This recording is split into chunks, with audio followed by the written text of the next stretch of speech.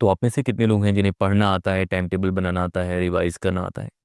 ये सारी बातें अगर आपको आती भी होंगी तो एक बात है जो आपको नहीं आती होगी, वो है फैमिली प्रेशर को कैसे हैंडल करना है या पढ़ाई के दौरान फैमिली से कैसे डील करना है।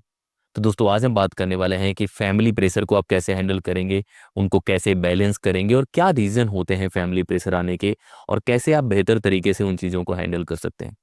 सबसे पहले तो जानने की कोशिश करते हैं कि फैमिली का रोल क्या है हमारी लाइफ में और फैमिली इतनी इंपॉर्टेंट क्यों। इंडिया एक फैमिली बेस्ड सोसाइटी है। जैसे आप वेस्ट कंट्रीज में जाएंगे तो वहाँ इंसान एक उम्र के बाद अकेले रहता है, अपने अपना घर बनाने की कोशिश करता है, अपने तरह से जीने की कोशिश करता है। लेकिन इंडिया में अभी भी हम लोग फैमिली सिस्टम पे यकीन करते हैं, जो कि बहुत अच्छी बात भी है, क्योंकि वो सपोर्ट के तौर पे भी काम करता है, वो हमें गाइड करने के तौर पे भी काम करता है। लेकिन बहुत बार वो उल्टी डायरेक्शन में भी जाता है कि हम कुछ चाहते हैं, फैमिली कुछ चाहती है। बहुत बार फैमिली की एक्सपेक्टेशंस अलग होती हैं, हमारी एक्सपेक्टेशंस अलग होती हैं।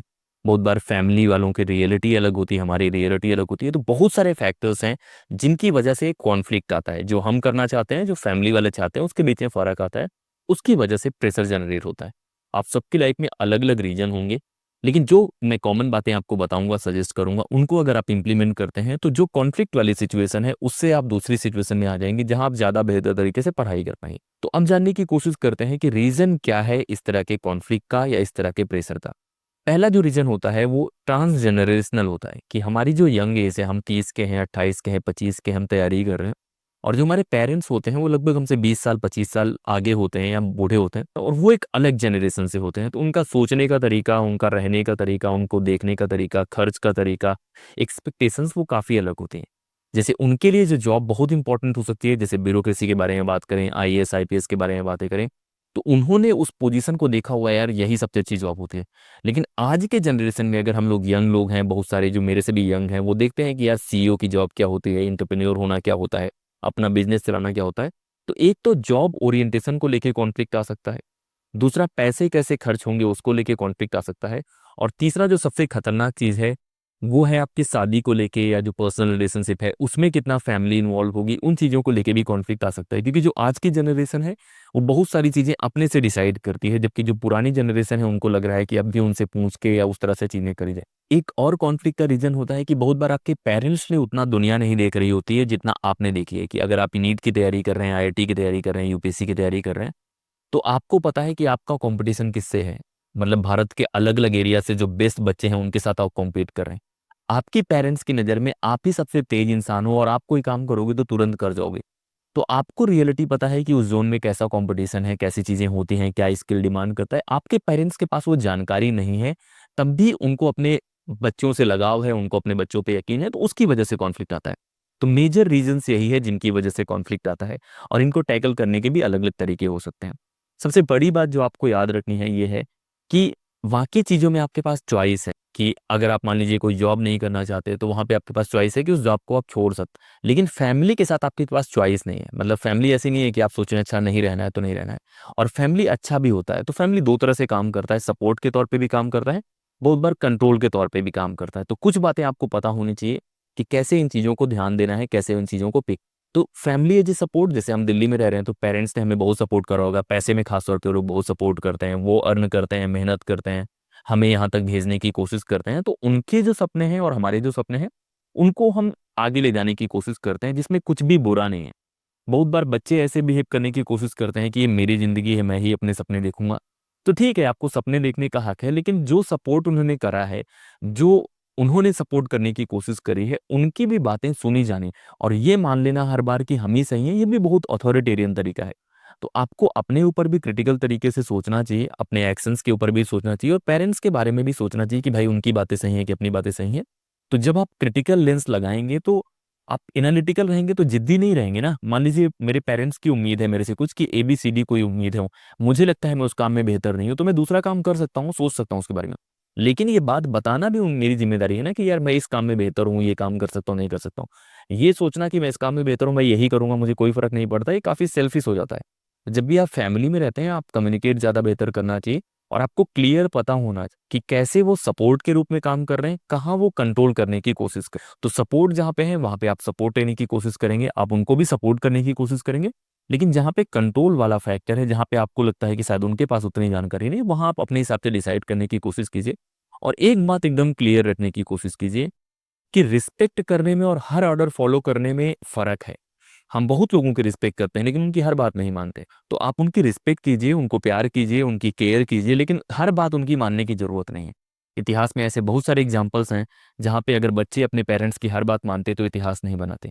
शहीद आजम भगत सिंह की बात करें, अगर वो अपने पेरेंट्स की बात मानते तो वो उतना बड़ा नाम नहीं होते। अगर महात्मा गांधी अपने पेरेंट्स की बात मानते या नेहरू जी अपने पेरेंट्स की बात मानते तो वकील होते। तो इन चीज़ों पे ध्यान दो। अगर आपको लग रहा है कि आपके अंदर से कोई कॉलिंग है, आपके पास कोई स्किल है और आप मेहनत कर सकते हैं, ये तीनों फैक्टर हैं, तो आपको उस काम में आगे बढ़ना चाहिए। और पेरेंट्स बहुत बार आपका अनभला नहीं चाहते हैं, वो आपको बेहतर देखना चाहते हैं, वो आपको अच्छा देखना चाहते हैं। तो आप उनको भी कंसीडर करें कि यार उनकी क्या विशेष है। तो उनका जो सलाह है वो गलत हो सकता है लेकिन उनके इंटेंशन ज़्यादातर वक्त सही होते हैं, तो वो भी बात आपको ख्याल रखनी है। तो अब यहाँ से एक बात निकल के आती है कि आप अपना और अपने पेरेंट्स के बीच में जो भी चीज़ें चल रही हैं या फैमिली का प्रेशर है उसको हैंडल करने का सबसे अच्छा तरीका कौन सा होता है। तो मैं तो जिस तरीकों का इस्तेमाल करता हूँ, मुझे लगता है कि कम्युनिकेशन बहुत इंपॉर्टेंट होता है। जब आप बात कोई करते हैं और बात से ही बात बन भी जाती है, बात बिगड़ भी जाती है, तो आपको बात करने का तरीका आना चाहिए। अगर आपको बात करने का तरीका बहुत अच्छा, तो आप बहुत सारी चीज़ें ऐसे ही हैंडल कर ले जाएंगे। तो एक तरीका होता है स्ट्रेटेजिक कम्युनिकेशन का, कि कोई भी बात जब आप कहते हैं तो कैसे कहते हैं वो बहुत इंपॉर्टेंस रखता है। और अगर आप पढ़ाई कर रहे हैं, अगर आप ये क्लेम कर रहे हैं कि ज़्यादा बेहतर दुनिया आपने देखी है, अगर आप ये क्लेम कर रहे हैं कि ज़्यादा बेहतर आप पढ़ रहे हैं, आपको इतिहास की जानकारी है, पॉलिटी की जानकारी है, सब चीज़ों की जानकारी है, तो आपके पास ज़्यादा बेहतर तरीके भी होने चाहिए अपनी बातें रखने के लिए। तो पहला तरीका है कि आपको पता होना चाहिए कि सपोर्ट कहाँ पे है, कंट्रोल कहाँ पे है। जहाँ पे सपोर्ट है वो लेने का, जहाँ पे कंट्रोल है उसको डिफरेंशिएट करो। कहाँ पे रिस्पेक्ट है, और आपको ये भी डिफरेंशिएट करना है कि रिस्पेक्ट और ऑर्डर फॉलोइंग में फ़र्क है, उस चीज़ को आप मैनेज करो, वो पहला रूल है। दूसरा है आपको स्ट्रैटेजिक कम्युनिकेट करना है, मतलब कैसे आप बातें रखेंगे। अब बात रखने में कॉन्फ्लिक्ट कहाँ पे होता है, जब आप ब्लेम करते हैं अपनी कमजोरियों के लिए, कोई एग्जाम आपने दिया वो नहीं निकाल पाए तो खुद एक्सेप्ट करने में कि कहाँ मिस्टेक थी, उसकी जगह आप पेरेंट्स को ब्लेम करेंगे, वो सही तरीका नहीं है। आपको खुद ऑन करना पड़ेगा अपनी मिस्टेक्स जहाँ पे आपने गलतियां करी हैं। दूसरा है ब्लेम वाली लैंग्वेज यूज करने की जरूरत नहीं है कि आपकी वजह से ये हो गया या वो हो गया, उसकी वजह से कॉन्फ्लिक्ट होता है। उससे अच्छा एक स्ट्रेटजी होती है जहाँ पे 4 स्टेप प्रोसेस हम फॉलो करते हैं जब भी हम कोई बात कहने की कोशिश करते हैं, तो हम अच्छे तरीके से कम्युनिकेट कर पाएं। उसके लिए मैं 4 स्टेप्स आपको बताने वाला हूँ, और ब्लेम वाली लैंग्वेज की जगह ये इस्तेमाल करने की कोशिश करना बहुत अच्छा होगा।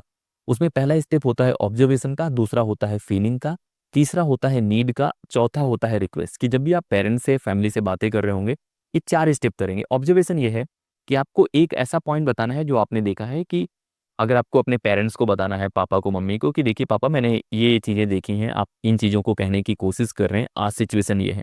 तो ये एक जेनेरिक माहौल बन जाएगा। जैसे मैं यूपीएससी के बारे में कन्विंस करना है कि मैं यूपीएससी छोड़ने की तैयारी कर रहा हूँ, तो मैं बताऊंगा उनको कि देखिए ऐसी सिचुएशन है, अभी ऐसे बच्चे सेलेक्ट हो रहे हैं, ऐसी चीज़ें हो रही हैं, मेरे पास शायद ये स्किल्स नहीं है, ये चीज़ें हैं, इसलिए मैं नहीं करना चाहूँगा, या वो जो भी मैं बताऊँगा।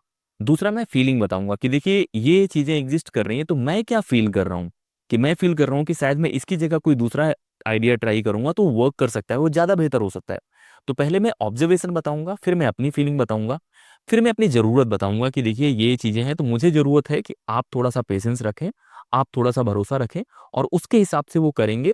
तब चौथे स्टेप में रिक्वेस्ट करने जाऊँगा कि देखिए मैं आपसे क्या उम्मीद। तो आपको ब्लेम नहीं करना है, आपको सिचुएशन समझानी है, आपको ये समझाना है कि आप कैसा महसूस कर रहे हैं, आपको ये समझाना है कि नई सिचुएशन के हिसाब से आपकी नीड क्या है, और उसके बाद आपको रिक्वेस्ट करनी है कि देखिए मैं ये चीज़ें आपसे चाहता हूँ कि ये चीज़ें आप इतने दिन डिले कर दें, चाहे वो शादी का मैटर है या कोई और मैटर है। तो आप इस तरह से बात करने की कोशिश करेंगे, तो उनको भी समझ में आएगा। वो कोई दुश्मन थोड़ी है, थर्ड पार्टी थोड़ी है कि भारत-पाकिस्तान के रिश्ते चल रहे हैं, वो आपकी बातें नहीं समझेंगे। आप इस तरह से समझाने की कोशिश करो। स्ट्रैटेजिक कम्युनिकेशन है कि हर बात पे आपको उसी तरह से ब्लेम वाली लैंग्वेज में, क्योंकि फिर बात ही नहीं हो पाएगी। मतलब मैं शुरू हुआ, उधर से एक लाइन इधर से, बात खत्म, फैमिली प्रेशर बना हुआ है। तो वो नहीं करना। कॉन्फ्लिक्ट आपको ईज़ करना है, क्योंकि कॉन्फ्लिक्ट बहुत ज़्यादा आपकी एनर्जी ले लेगा। तो कॉन्फ्लिक्ट से बचने की कोशिश करो, स्ट्रेटेजिक कम्युनिकेशन करो, सही से कम्युनिकेट करो, पेशेंस से करो। और मैं ये हमेशा बोलता हूँ कि सबसे जो स्ट्रांग इंसान है वो नहीं है जो चिल्लाता है। सबसे मजबूत और सबसे स्मार्ट वो इंसान है जो बहुत ही तमीज़ से अपनी बातें कह पा। किसी तमीज़ से बात करने वाले इंसान से ज़्यादा खतरनाक कोई नहीं है, क्योंकि वो आपसे वो काम करा लेंगे जो बदतमीजी करने वाला कभी नहीं करा पाएगा। तो आपको हमेशा तमीज़ से बात करना है। मुझे वो लोग बिल्कुल पसंद नहीं आते जो बदतमीजी करते हैं। इस वजह से नहीं क्योंकि वो बदतमीजी कर रहे हैं, इस वजह से क्योंकि वो बेवकूफ़ हैं। मुझे वो लोग बिल्कुल बेवकूफ़ लगते हैं जो बदतमीजी करते हैं। तो आपको आराम से बात करना आना चाहिए, बहुत अच्छे से बात करना आना चाहिए, और ये बहुत इंपॉर्टेंट स्किल है। अगर आपके पास अच्छे शब्द नहीं है बात करने के लिए, तो आपको पढ़ना चाहिए और अच्छे शब्द लाने चाहिए, अच्छी कोट्स लानी चाहिए, और ये एक तरीका हो सकता है जिससे आप अपने फैमिली प्रेशर को हैंडल कर सकते हैं। तीसरा तरीका है फिल्टर्स लगाने का या बाउंड्रीज सेट करो कि आपकी बाउंड्रीज क्या हैं, आपकी फैमिली, आपके पेरेंट्स कितनी बाउंड्री में इंटर कर सकते हैं, वो कौन कौन से इश्यूज आपसे डिस्कस कर सकते हैं, किस टाइम पे वो आपसे बातें कर सकते हैं, कितना बात कर सकते हैं, वो भी आप डिसाइड करने की कोशिश करो। और कौन कौन से टॉपिक हैं जिन पे बात कर पाएंगे, इसको देखने की कोशिश करो कि हमारी एक अपनी इंडिपेंडेंट लाइफ है जहाँ पे हम जीने की कोशिश करते हैं, पेरेंट्स की अपनी एक इंडिपेंडेंट लाइफ है, फैमिली वाले अलग तरीके से रहते हैं, लेकिन सबका एक ऑटोनॉमी भी होता है कि मैं कैसे कपड़े पहनना चाहता हूँ, मैं कैसे बाल रखना चाहता हूँ, मैं कैसे करियर में जाना चाहता हूँ। बहुत ज़्यादा आपकी अपनी चॉइस हो सकती है क्योंकि आप स्किल के बारे में जानते हैं, अपने स्टाइल के बारे में जानते हैं, मार्केट के बारे में। तो आपको ये थोड़ा सा बाउंड्री तय करना पड़ेगा कि वो किस किस टॉपिक पे इंटर कर सकते हैं। क्या वो डिसाइड करेंगे कि आप किसे डेट करेंगे, क्या वो डिसाइड करेंगे कि आप किससे शादी करेंगे, वो भी आपको सोचना पड़ेगा। फिर किस टाइम पे बहुत बच्चे क्या होते हैं, वो फुल टाइम पेरेंट्स को हर बात बताने की कोशिश करते हैं कि आज मैंने ये किया वो किया।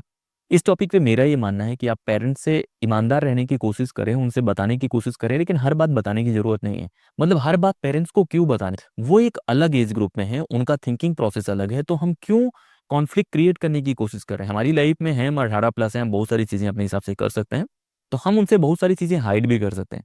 हमें हर चीज उनसे बताने की जरूरत नहीं है। बहुत बच्चे क्या करते हैं, सुबह से लेकर रात तक में 4 बार अपने पेरेंट्स को फोन करते हैं जिसमें 3 बार झूठ बोल रहे हैं। उससे बेहतर है कि आप एक बार फोन करो, झूठ ना बोलो। तो ट्रस्ट इंपॉर्टेंट है, वो अंडरस्टैंडिंग इंपॉर्टेंट है, जहाँ पेरेंट्स आपको ट्रस्ट करते हैं, आप उनको ट्रस्ट करते हैं। ना कि फुल टाइम ये कि हाँ आपके ऊपर वो सर्विलांस रख रहे हैं, आप उनके ऊपर सर्विलांस रख रहे हैं, आपके ऊपर नजर बची हुई है कि आप कोई डायमंड है, कहीं खो जाएंगे। उस चीज से थोड़ा बचने की कोशिश। तो आपको बाउंड्री सेट करनी पड़ेगी, किस टॉपिक पे बात कर सकते हैं। बहुत सारे मुद्दे होंगे, जैसे आपको, अगर आपके पेरेंट्स हैं और आप उनको नहीं पता कि पीएचडी कैसे होती है, पोस्ट डॉक कैसा होता है, तो उनकी सलाह इस टॉपिक पे मानने की जरूरत नहीं है। आप किसी ऐसे इंसान की सलाह मान सकते हैं जिसको पोस्ट डॉक पीएचडी पता है। अगर उनकी बहुत ज़्यादा अच्छी अंडरस्टैंडिंग नहीं है यूपीएससी को लेके, पीसीएस को लेके, तो आप किसी ऐसे इंसान की सलाह मानिए जो जो उनको जानता है, ना कि अपने पेरेंट्स हैं, उनकी रिस्पेक्ट है, लेकिन इस चीज़ में एक्सपर्टीज आप डिमांड करेंगे ना। अगर आपको बुखार है तो आपके पेरेंट्स जो दवा बताएंगे वो लेने की कोशिश करेंगे, कोई डॉक्टर बताएगा वो लेने की कोशिश। तो ये फर्क करने की कोशिश करो। हर चीज़ के बारे में इमोशनल होने की जरूरत नहीं, थोड़ा एनालिटिकल रहोगे तब भी हैंडल कर पाओगे। तो तीसरा जो तरीका है वो है कि अपनी बाउंड्रीज सेट करो और उनकी भी बाउंड्रीज रिस्पेक्ट करो, कि उनका भी एक दायरा होगा जहाँ पे वो बात करना पसंद नहीं करेंगे, उसकी भी रिस्पेक्ट करो। ये नहीं है कि नहीं ये मेरा जोन है लेकिन मैं किसी भी टॉपिक की बात करूंगा। आपको एक साइड से नहीं चलेगा कि अपने आप सारे राइट क्लेम करो लेकिन उनकी जो लाइफ है उसके बारे में ना सोचो, तो उसके बारे में भी सोचो। तब आपका प्रेशर कहीं ना कहीं हैंडल होगा, ज्यादा बेहतर तरीके से आप सिचुएट कर पाएंगे खुद। चौथा जो तरीका है वो है एक्सपेक्टेशंस के साथ एग्रीमेंट के बारे में, कि सबसे ज्यादा जो कॉन्फ्लिक्ट होता है वो होता है उम्मीद को लेके, कि वो आपसे कुछ उम्मीद कर रहे हैं, आप खुद से कुछ उम्मीद कर रहे हैं, तो वो कैसे मैच होगा। तो कॉन्फ्लिक्ट सिचुएशन में जाने की जरूरत नहीं, कुछ बैलेंसिंग वाला तरीका भी निकाल सकते हैं, कि मान लीजिए वो चाहते हैं कि आप ये काम करें, आपको लगता है ये काम करें, तो एक बीच का रास्ता भी निकालने की कोशिश करो। एक थिंकर है अरिस्टोटल, वो बोलते हैं कि मॉडरेशन में कोई भी क्वालिटी सबसे बेस्ट होती है, कि ना एक्सट्रीम इस साइड ना एक्सट्रीम उस साइड, जो बीच का रास्ता होता है, मिडिल पाथ होता है या गोल्डन मीन होता है, वो बेस्ट होता है। और बहुत बार वर्क भी करता है, क्योंकि पेरेंट्स भी ऐसा तो है नहीं कि उनके पास एक्सपीरियंस नहीं, उन्होंने भी लाइफ देखी है, उन्होंने बहुत सारी चीजें करी हैं, तो उनकी भी सलाह सुनने की कोशिश करो। और जो मैं बोलता हूँ कि बहुत इमोशनल मत हो। इमोशनल ना तो अपने बारे में, ना तो पेरेंट्स के बारे में या उनकी सलाह के बारे में, थोड़ा एनालिटिकल रहो। जो बॉन्ड है वो लव बेस्ड होना चाहिए, रिस्पेक्ट बेस्ड होना चाहिए, ट्रस्ट बेस्ड होना चाहिए। लेकिन हर जगह यही इमोशन नहीं होना चाहिए कि पापा ने कह दिया, मम्मी ने कह दिया, वो चीजें नहीं। उनकी रिस्पेक्ट करो लेकिन उनकी हर बात मत मानो। मैं वो लोगों को सजेस्ट करता हूँ कि आपको हर बात मानने की जरूरत नहीं है उनके रिस्पेक्ट करने के लिए। उसके हिसाब से अगर वो बीमार होंगे, वो बोलेंगे कि कहीं इलाज नहीं कराएंगे, उनकी वो भी बात आपको मानने की जरूरत नहीं है। तो इस तरह से आप बैलेंस कर सकते हैं। ये तो सिचुएशन तब मैंने बताने की कोशिश करी जब आपके पेरेंट्स सपोर्टिव हैं और सही नियत है। बहुत बार ये भी हो सकता है कि पेरेंट्स बहुत गुस्से में हों, बहुत ज्यादा कॉन्फ्लिक्ट हो, तब आप अलग तरीके से डील करेंगे। और अगर आपसे डील नहीं होते हैं ये सारी चीजें, तो आप प्रोफेशनल थेरेपी लेने की कोशिश कीजिए। हम में से ज्यादातर बच्चे जो इस मार्केट में बहुत नुकसान उठा रहे होते हैं तैयारी के दौरान, वो इसी वजह से है क्योंकि बच्चों को 2 साल में पता लग जाता है कि उनसे कोई एग्जाम निकलेगा कि नहीं निकलेगा, लेकिन उनके पेरेंट्स ने इतने लोगों को बता दिया होता है, पेरेंट्स ने इतना उम्मीद लगा रखी होती है कि अपनी जिंदगी के 4-5 साल वो और वेस्ट कर। तो एक बताना ही तो है। अगर आपको लग रहा है कि इस काम को आप नहीं कर पाएंगे, उससे बेहतर है आप दूसरा काम करें और अपने पेरेंट्स को बता दें। क्योंकि अगर आज नहीं बताओगे, मान लो कि आप यूपीएससी की तैयारी करते हो, 2 साल 2.5 साल करते हो, और आपको तैयारी के दौरान ये लग जाता है कि यार ये काम मेरे से नहीं हो पाएगा, आपके पापा मम्मी ने सबको बता रखा है मेरा बेटा यूपीएससी की तैयारी करता है, वो उम्मीद लगा के बैठे हैं वहां की आप तैयारी कर रहे हैं, सब कुछ हो जाएगा। यहाँ आपको पता है कि एग्जाम आपसे नहीं निकलने वाला। अब लगातार आप उनको भी बेवकूफ़ बना रहे हैं, उनको बता भी नहीं रहे हैं कि आपसे नहीं निकलेगा, और आप यहाँ पे खुद को भी बेवकूफ़ बना रहे हैं। लगातार आप कोशिश कर रहे हैं कि यार चलो ठीक है, थोड़ा टाइम कटेगा, टाइम कटेगा। ये जो टाइम वेस्ट कर रहे हैं, रिसोर्स वेस्ट कर रहे हैं, ये सारी चीज़ें नुकसान क्या है? फैमिली का ही नुकसान है आपकी पूरी की पूरी। तो आप सही तरीके से कम्युनिकेट करें, ईमानदार रहें और सपनों को बदलने में, गोल बदलने में कोई दिक्कत नहीं है। दुनिया में ऐसे बहुत सारे महान लोग हुए हैं जिन्होंने शुरुआत कुछ और करने की करी थी, बाद में कुछ और बन गए। अमिताभ बच्चन डिफेंस में जाना चाहते थे, वो आज इतने महानायक बने बैठे हैं। शाहरुख खान कुछ और करना चाहते थे, तो इतने बड़े-बड़े नाम हैं जो कुछ और करना चाहते थे, उन्होंने कुछ और करा है। तो लाइफ में जब आपको लगे कि ये इस काम से बेहतर कोई और काम है, जब आपके मन से कोई चीज़ आए तो करने की ज़रूरत है, नहीं है तो फैमिली प्रेशर में वो करने की ज़रूरत नहीं है। एक थ्योरी है जिसे हम सेल्फ डिटरमिनेशन थ्योरी बोलते हैं। उसके हिसाब से वही काम हम ज़्यादा मन से और ज़्यादा बेहतर कर पाते हैं जो हमने डिसाइड करे हैं कि हमें करना है। तो जो बच्चे पेरेंट्स की वजह से कोई जॉब करने आए हैं, कोई तैयारी करने आए हैं, उनको बहुत जल्दी उस गोल को अपना बना लेना कि आपके पेरेंट्स ने बोला कि आपको डॉक्टर बनना है, आपको इंजीनियर बनना है, आप तैयारी करने आते हैं, ठीक है 6 महीने लगते हैं, उसके बाद आपको ये फ़ील करना है कि ये आपने सोचा है। अगर पूरे टाइम आप ये सोचे रहेंगे कि यार पेरेंट्स की ख्वाहिश है इसीलिए पूरा करना है, तो आपका मोटिवेशन नहीं आएगा। तो आपका मोटिवेशन तभी आएगा जब आप उससे रिलेट करेंगे कि यार ये मेरा गोल है, मुझे ये काम करना है और वो काम करेंगे तो बेहतर होगा। तो ये तो बातें थी कि फैमिली प्रेशर कैसे हैंडल करना है। कुछ बेसिक तरीके मैंने बता दिए कि सपोर्ट और कंट्रोल में डिफरेंशिएट करना है। स्ट्रैटेजिक कम्युनिकेशन आपको करना है। फिर बाउंड्रीज सेट करनी है कि कहाँ पेरेंट्स इंटर करेंगे, कहाँ आप इंटर करेंगे। और चौथा है कि उनकी एक्सपेक्टेशंस और अपने एक्सपेक्टेशंस को मैच करने की कोशिश करो। पाँचवा तरीका है कि अगर आपसे कंट्रोल नहीं हो रही हैं तो प्रोफेशनल हेल्प लेने की कोशिश करो। और जो एक तरीका है कि आप रीथिंक करो अपने गोल्स को लेके, जो भी चीज़ें पेरेंट्स चाहते हैं उनको लेके, और तब आप ज़्यादा बेहतर कर पाओगे। और इस पूरी वीडियो सीरीज़ का गोल यही है कि जो प्रॉब्लम हम सब डेली फेस करते हैं उनको टैकल किया जाए। जो मेरे तरीके हैं, जो और भी तरीके प्रोफेशनल हो सकते हैं, और भी जगह से आप देखने की कोशिश करें। लेकिन हर सिचुएशन में जो आपका माइंड है, क्योंकि आपके पास बहुत जानकारी है, मैं आपकी फैमिली के बारे में उतनी चीज़ें नहीं जानता हूँ ना, तो आप अपने पेरेंट्स के बारे में, अपनी फैमिली के बारे में, अपने भाइयों के बारे में, बाकी लोगों के बारे में बहुत चीज़ें जानते होंगे। उसके हिसाब से आप टैकल करने की कोशिश कीजिए। और थोड़ा प्रेशर अच्छा है। ये फ़ील करना कि फैमिली का प्रेशर ही नहीं होगा, ये गलत चीज़ है। प्रेशर होना चाहिए, टेंशन होनी चाहिए, स्ट्रेस होना चाहिए। वो कम मात्रा में रहेगा तो बहुत अच्छा है, क्योंकि वही मेमोरी फॉर्मेशन में हेल्प करता है, वही आपको पुश करता है। और बहुत बार आप अपने लिए काम करते हैं, बहुत बार पेरेंट्स के लिए, फैमिली के लिए काम करते हैं, जिसमें कुछ भी गुनाह नहीं। तो आपको बैलेंस करना आना चाहिए, बैलेंसिंग का तरीका निकालने की कोशिश करो और कॉन्फ्लिक्ट अवॉइड करने की कोशिश करो। टाइम और एनर्जी 2 चीज़ें आपके लिए बहुत इंपॉर्टेंट है। तो टाइम भी जाएगा अगर आप ज़्यादा कॉन्फ्लिक्ट क्रिएट करोगे, एनर्जी भी जाएगी।